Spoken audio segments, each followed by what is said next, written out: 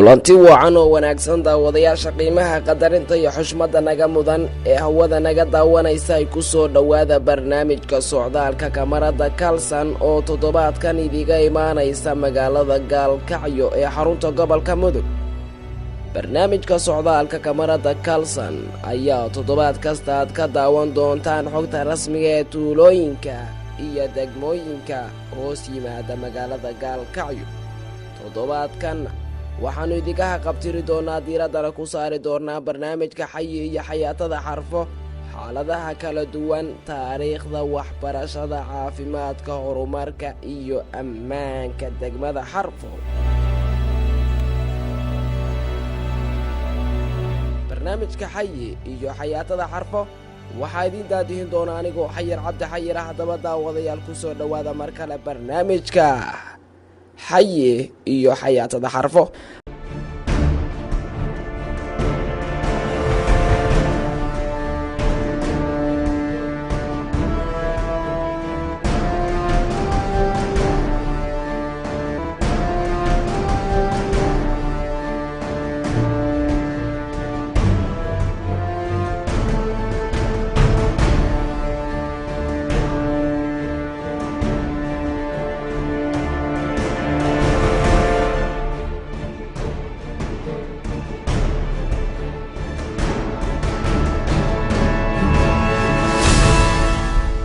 taariikhdu waxbay hagtaa, dadkuna wuu haybiyaa. degmada xarfo ayaa hilaadii 70 kiiloomitir dhanka waqooyi bari kaga beegan magaalada Gaalkacyo ee xarunta gobolka Mudug. intii aan ku guda jiray barnaamijka xayi iyo xayaatada xarfo ayaan isku dayay inaan dib u raaco taariikhda marxaladihii kala duwanaa ee soo martay degmada xarfo, iyadoona lagu tilmaami jiray xarfo agabar, meel bannaan oo lagu tababaro fardaha, dadka qaarna ku tilmaami jireen kayn libaaxya galeen ah oo ka tilmaamnayd gayiga Soomaalida, iyo weliba siyaabihii ay ugu baxeen magacyadii kala duwanaa qarniyadii hore sida tuulo xarfo, buuryaqab, xarfo agabar oo loo isticmaali jiray barisamaadkii. xarfo agabar ayaa sidaan taariikhda ku helay degsimadii ugu horeysay la taagay 1961 xilligaasi oo uu degay nin reer guuraaya oo u aroori jiray ceelasha Mudug.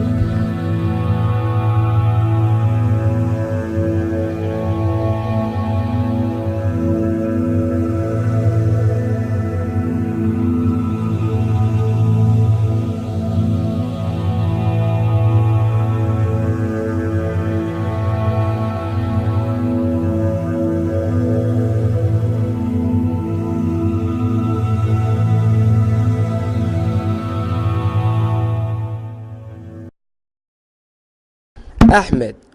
waxa uu ka mid yahay odayaasha aan wax ka weydiiyey lagana heli karo xogta rasmiga ee taariikhda xarfo agabar. waxa aana weydiiyey xilligii ugu horeysay ee uu arko xarfo agabar. waxaan ku dhashay Gaalkacyo, waxaan jiraa 94 sano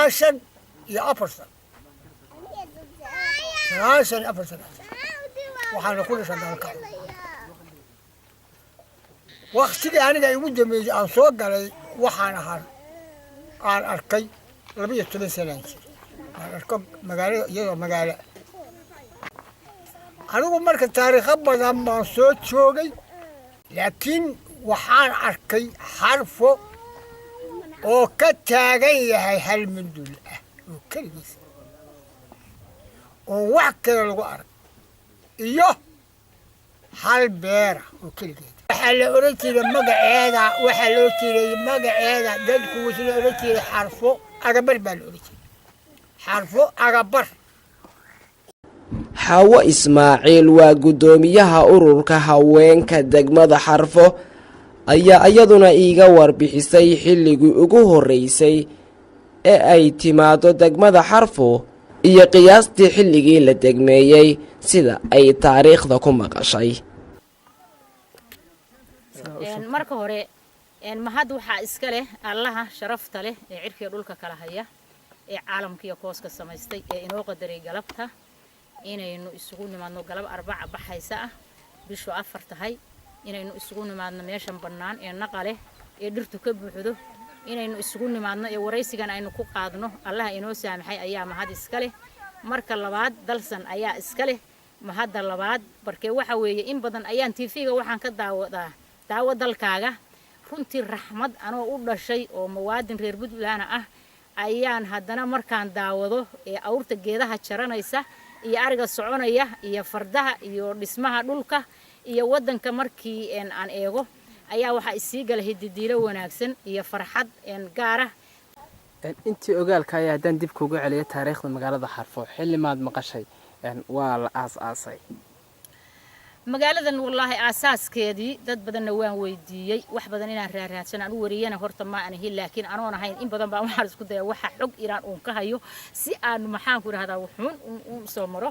anigu waa ku sheegay aniga 79 igu horeysay qolo waxay tiri aniga waxa igu horeysay 62 baa qolo igu horeysay tiri qolada igu horeysay waxay tiri marka iyada ah oo anigu aan arkay oo aan ka wareystay waxa deganaa hal nin ah waa buu kulahaa fuustooyin baa u yiil biyaha ceesha mudug baa looga soo dhaamin jiray dhibaata haysatay awr baa lagu keeni jiray biyaha ceesha mudug baa laga keeni jiray awr baana loogu keeni jiray saasa loogu sheegay kulay taariikhdaani intaas markii si horeysa laga yaabaa ninkaasi waabka inuu ka 62 wixii ka sii horeeyay inuu waabka ka dhistaa laga yaabaa ilaa 60meeyihii meelaha ama 58 meelaha qiyaastii abaari meelahaas baa laga yaabaa inuu ninkaan waabka ka dhistay mar kale ayaan Xaaji Axmed dib ugu laabtay oo weydiiyay waxa ka jira in Xarfo Agabar ay ahayd meel hawda ama kayn libaaxya galeen ah oo ka magacawnayd gayiga Soomaalida waxaan ogahay oo soo arkay anigu ogahay waxay ahayd meel hawda meeshaan hadda gaalshire lagu sheegayo oo matoorka dhinacan ka saldhigga lagu sheegayo saldhigga hadda ceelka la cabo dhinaciisa waxay ahayd dhul balaaya oo hawda dhulkana wuxuu iska ahaa dhul hawda oo qurac iyo geed kasta oo adduunka ku yaala ay tahay taqtay oo waxba laga arag marka waxaa jirtay gumaysigu markii baabuurtii hore inay tantawiyayaashii oo jidka ka rafanka ah baabuurta waxaa kala degi jiray libaax dadka waxaan anigu hubaa anigu aan ku jiray halka inta gaalka baabuur ka soo raacna markaan halkaan marayno in la yiri hoos u dega baabuurka awal korkuna saarayno hoos u dega waxaanu soo galay dhulkii bilaax leexu joogay oo markaas Xarfa markaa ya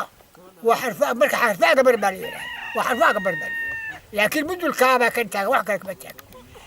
اللي باحي ما يرسوق اللي أي سي هوش قدقون waqtiyadii hore ayaa dadyowgii Soomaalidu waxa ay caan ku ahaayeen in ay si fudud ama kaftana ay magacyada u bixiyaan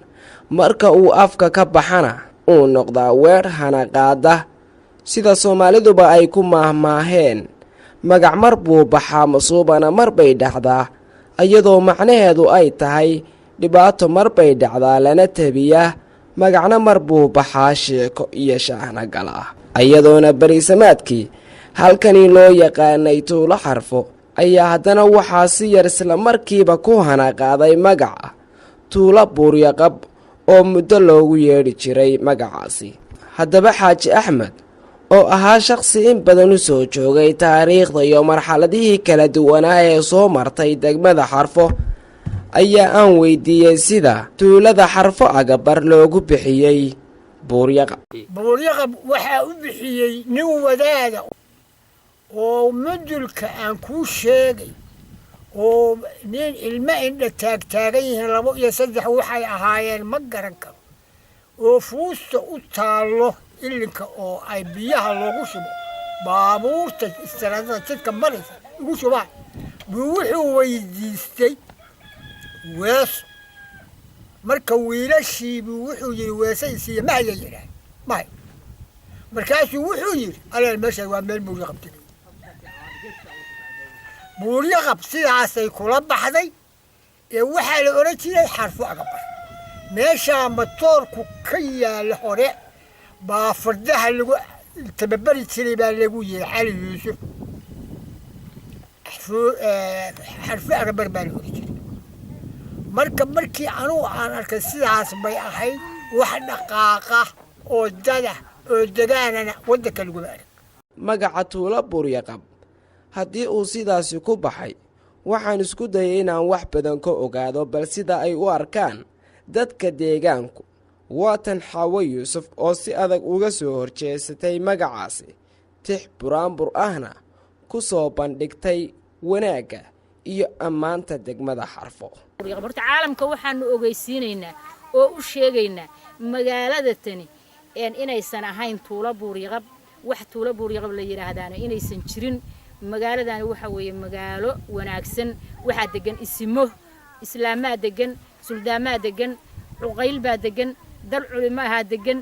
lama dhihi karo marka intaasoo isugu timid magaalada tuulo buryaqab baa la yiraahdaa lama dhihi karo dabcan waxaan rajaynayaa qof xishoonayaaba inuusan sheekada dhihi doonin kii aan xishoonayn hadda annagaanba ka irsiin doonin siday aniga ila tahay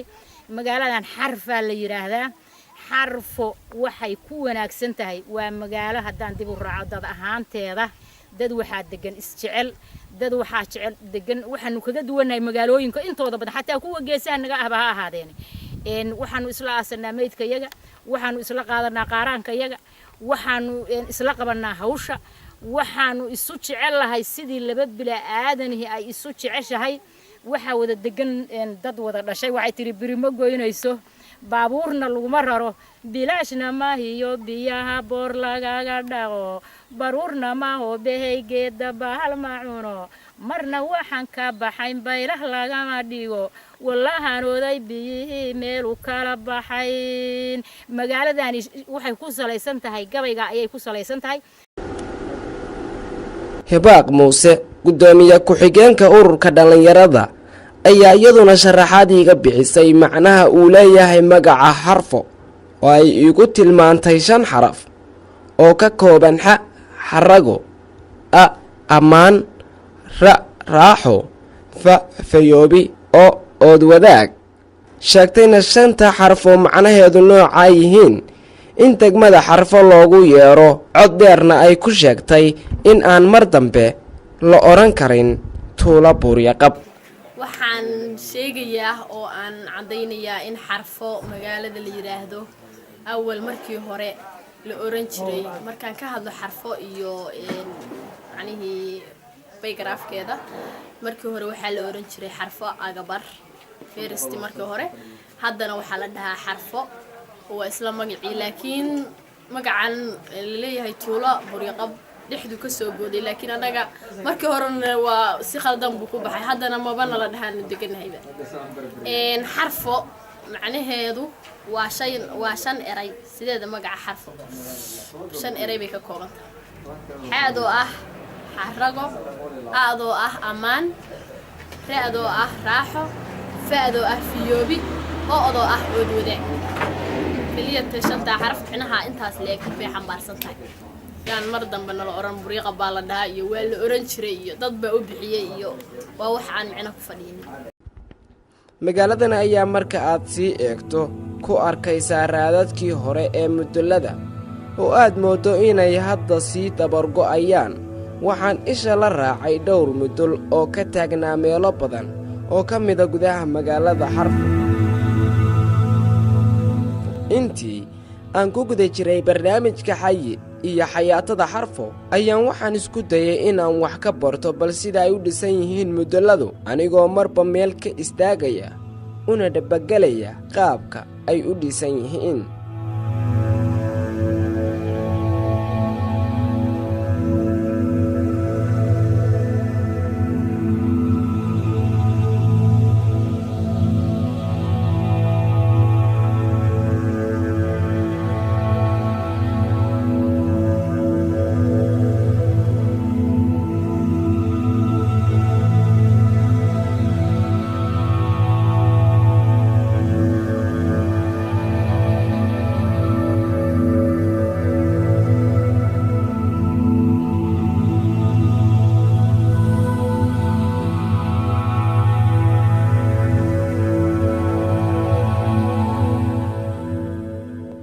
taawasho barasha ku dheehan tahay kadib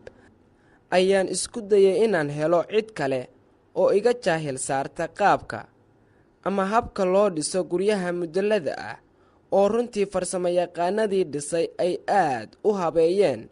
aadna aniga shakhsi ahaan ii cajabgelisay qaabka loo dhiso marxaladaha ay soo mareen dhismaha muduladu dhirta laga sameeyo iyo guud ahaanba cilmiyada mudulada waxaa khibrad aqooneed u lahayd Xaawo Yuusuf oo aadba moodaa injineerkii loo tababaray ayaa sharaxaad kala duwan iga siisay magaalada xarfo waad ku aragtay mundulayaal laakiin xabad baad ku aragtay baan u malaynayaa anigu se waxaan ku arkay waxaan arkay iyadoo wada mundul balays dhihi karo waaba wada mundul iyadoo la dhihi karo ayaan arkay mundulkaani 3 qaybood ayuu u dhismaa qaybtii ugu horeysay oo qaybta koobaad waxa loo dhisi jiray tiirar iyo sarab ayaa saa la isugu soo wareejin jiray tiirarka la mudu jiray sarabka dhexdiisa la jeexi jiray dabadeedna sarabkaas loogu mudu jiray waxa la isla qabadsiin jiray bahal yar silig baa la soo qaadan jiray siliga iyo marmar yar oo loogu talagalo laamo yar oo jilicsan oo qaloocan kara macnaha waad garanaysaa tiirna waa adag yahay tiirna waa wax yar oo qaloocmaya oo waa laamo yar laamaha yar baa lagu xiri jiray hoostu saa markay u dhamaato korna tiirar geedka la yiraahdo reydabka laga soo jaray reydab geed la yiraahdo aynu caan ku nahay sida hareeriga oo kale iyo reydabka geedaha waaweyn oo Ilaahay inuu ku manaysto dhulkeena ku yaal baa laga soo jari jiray foodaasa la isugu saari jiray dabadeedna markii la isku xiro oo marmarka ayagana la mariyo duurka la saaraa duurka laftigiisa la iskama saaree macna loo saaraa raqam baa laga kormariyaa raqamka u hooseeya la xiraa marka hore kan xiga kan ilaa uu dhakada tago dhakada waa la isugu geeyaa wax yar oo gaari shaagiisa oo go'ay oo daloola baa la isugu qabtay oo dhexda loo galiyaa si uusan ama u bidin ama wax kale uusan u sameeynin ma aha mundulku wax sii daaya biyaha oo sida laamiyeriga kala biyuhu uga degtaan taas qaybtii koobaad baa qaybtii labaad oo mundulka wuxuu hoos ka dhis hoosta waxa laga dhisay dhagax saasa loo soo wareejiyay laakiin kor laamihii reydabka iyo ahaaba la saaray nidaamka maxaan ku rahdaa duurkuna waa isla sidii duurka hawd baa laga keenaa waxa magaaladan waxa la iiga sheekayado dhexdeeda laga guro laakiin markan kulli hawd baa laga keeni jiray markii la guri jiray qayb saddexaad baa soo baxday oo wax waliba casri bay leeyihiin casrigii damba hoos ka dhiskaas la sameeynaya alwaax baa la saaraya laamiyeri baa la saaraya dabadeedna hararkii aynu sameeysan jiray hablaheenu caanka ku ahaayeen ayaa dusha laga saaraya waa bahalka dhatacaho iska qabow mundulku wuxuu caan ku yahay qabow hadii kuleyl kasta jiro mundulka harkii baad seexanaysaa galabtii baad seexan subaxii baad seexan habeenkii baad seexanaysaa habeenkii qabow uu soo daayaa ma jiro maalintii kuleyl u cishadaana ma jirto waa iska habbi waa shay wanaagsan oo Ilaahay boqorka ahay dadka u soo saaray mundulku 3 qaybood buu kala baxaa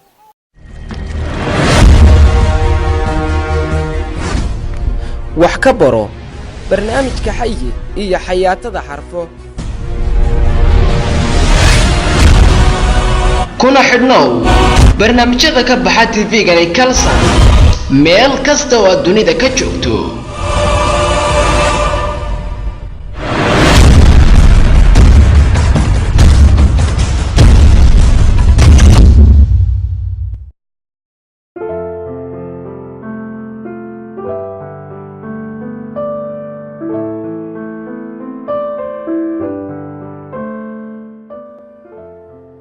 daawade markaad aragto muuqaalkan maxaad u malayn lahayd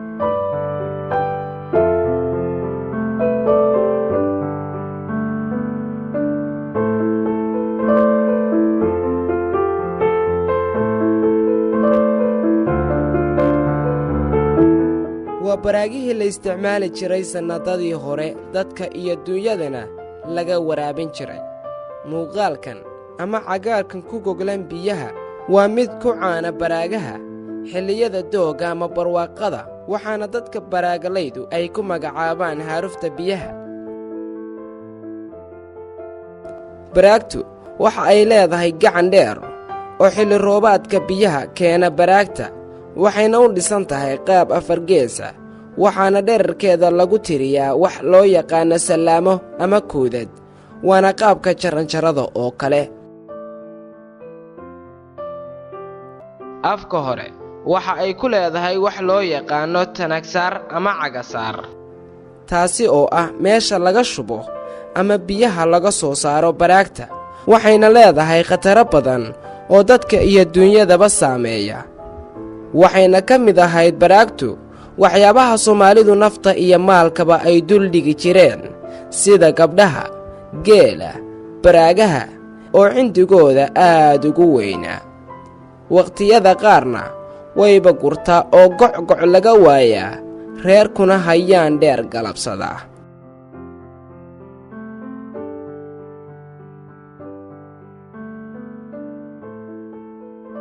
balse bulshada deegaanka oo kaashanaya maamulka iyo hay-adaha aan dawliga ahayn ayaa isku dayay inay ka baxaan sancooyinkaas oo ay dhulka biyo ka soo saartaan amaba ay samaystaan ceelbiyoodyo ama reegag ay biyaha kala soo baxaan.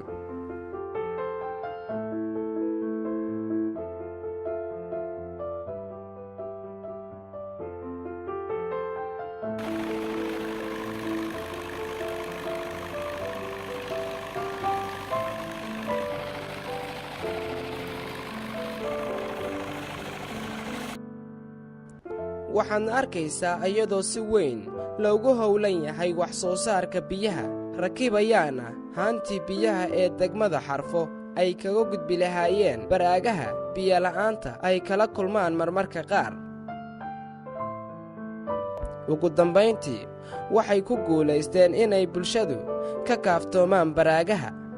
isticmaalaanna tuubooyinka ama qasabadaha casriga ee adduunku haatan isticmaalo. mas-uul gacanta ku haya ceelkaasi ayaa ka warbixinaya dadka iyo duunyada ka cabba ceelkani. baarado badan bay ka yimaadaan, bartinle ka yimaadaan, balbisle wixii ka soo rogan bay ka yimaadaan,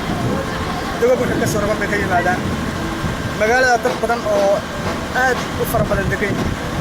intaas waa cabtaan. dhowr saac baa ka joogaa.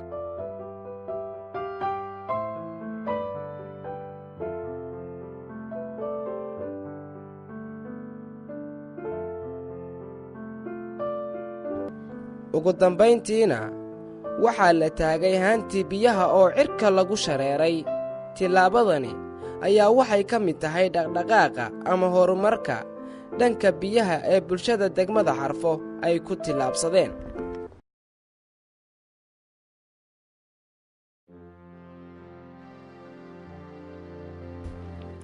aqoon la'aani waa iftiin la'aan.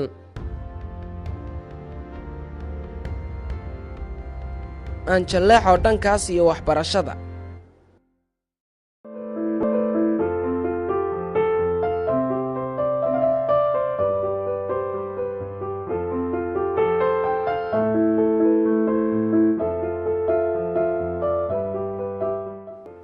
waxa aan soo kallahay subaxnimadii hore ee Sabtida si aan uga qayb galo daabuurka dugsiga sare ee Suldaan Hurre oo ku yaalla goob ka baxsan magaalada Xarfo. waxaana runtii aad ii soo jiidatay oo aan muddo daawanayay sida quruxda badan ee ay ku dheehan tahay quruxda barwaaqada iyo niyad samidu oo runtii indhuhu iyo qalbiguba ay aad uga helayaan markaad daawato doogga iyo nimcada ardaydu ay dhex mushaaxayaan amaba aad maqasho sharqanta iyo sawaxanka qurxoon ee shimbiraha amaba udugga iyo reexaanta doogga isha iyo qalbigu ay aad ugu doogsanayaan.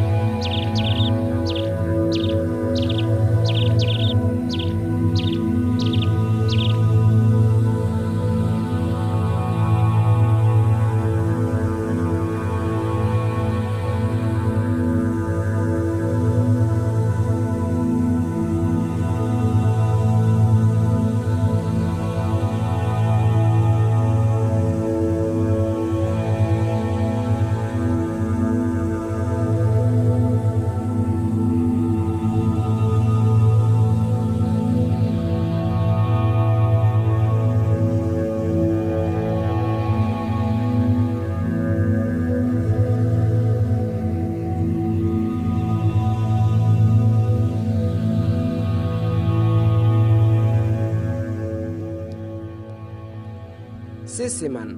amaba lagu yaqaan arday dhisan ayaa ay daabuurka dhammaantood safaf dhaadheer u galeen. ugu horraynna inan lagu ababiyey akhriska qur'aanka kariimka ee qowlkii eebbe ayaa aayado qur'aan ah oo aniga ardayda iyo mas-uuliyiintii ila socdayba ay aad ula qashuuceen ku furfurtay daabuurka.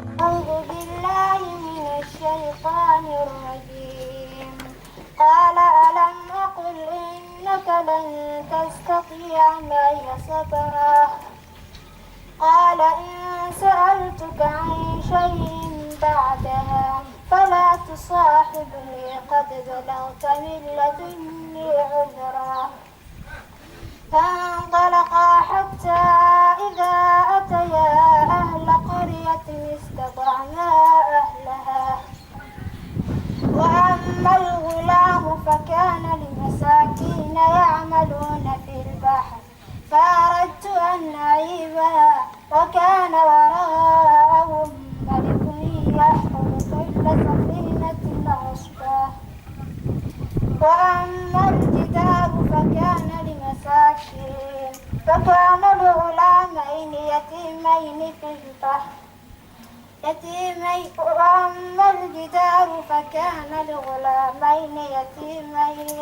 يتيمين في المدينة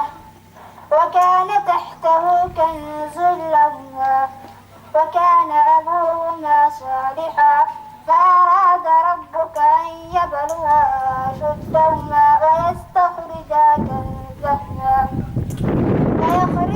كنزهما رحمة من ربك وما فعلته عن أمري ذلك تأويل ما لم تسطع عليه صبرا يسألونك عن ذي القرنين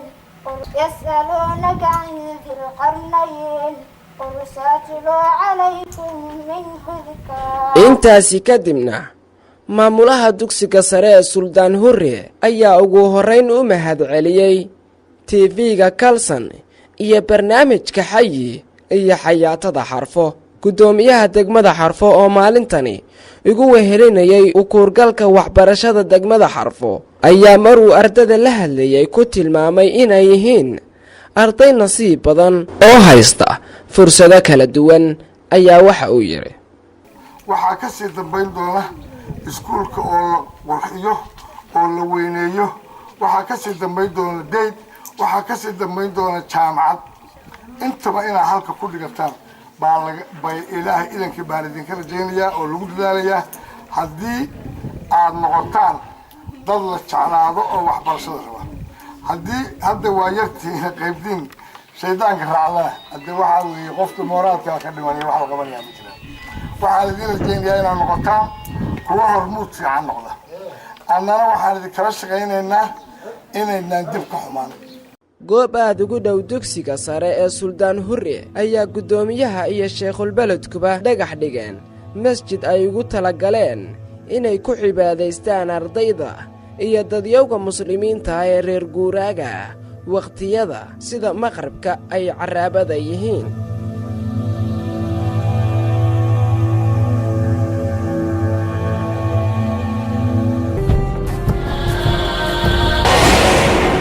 haddaba daawadayaal, maxaad ka taqaan nolosha degmada xarfo ama barnaamijka xayi iyo xayaatada xarfo? waxaa mar labaad faahfaahinaysa Xaawo Yuusuf. inoo saamaxay ayaa mahad iska leh. marka labaad dalsan ayaa iska leh mahadda labaad, barkee waxa weeye in badan ayaan tv-ga waxaan ka daawo dalkaaga. runtii raxmad anoo u dhashay oo muwaadin reer Puntland ah ayaan haddana markaan daawado ee awrta geedaha jaranaysa iyo ariga soconaya iyo fardaha iyo dhismaha dhulka iyo wadanka markii aan eego ayaa waxa isii galay hididiilo wanaagsan iyo farxad gaar ah. tanina waa farxadahaygii farxad ka mid ah. waa tahay daawadayaal, intaas ayaanu ku soo gabagabeynaynaa barnaamijka socdaalka ama barnaamijka xayi iyo xayaatada xarfo toddobaadkan idiga imaanaysa magaalada gaalkacyo xarunta gobolka mudug. barnaamijka xayi iyo xayaatada xarfo waxaa idinla socodsiinayay anigoo xayir cabdi xayir. inta aanu ku kulmi doonno barnaamij caynkan oo kale ah waxaanu idinka tegaynaa annaga iyo bahda kalsanba sidaas iyo nabadgelyo